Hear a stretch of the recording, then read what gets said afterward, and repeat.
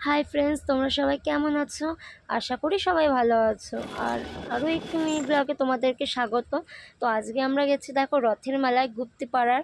এটা খুব বড় রথ হয়। তো আমি সেই ছোটোবেলায় গেছি আর আজকে এসেছি। তো দেখো খুব সুন্দরভাবে রথটাকে সাজিয়েছে, আমার তো খুবই ভালো লাগছিল এসে।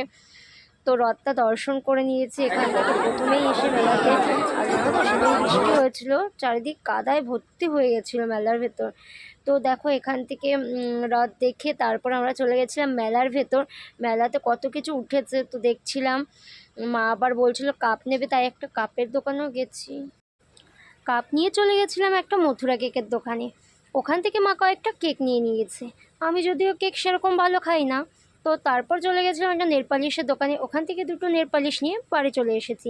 আর আমাদের বাড়ির পাশে যে রথটা হয় সেটা দেখতে চলে গেছিলাম।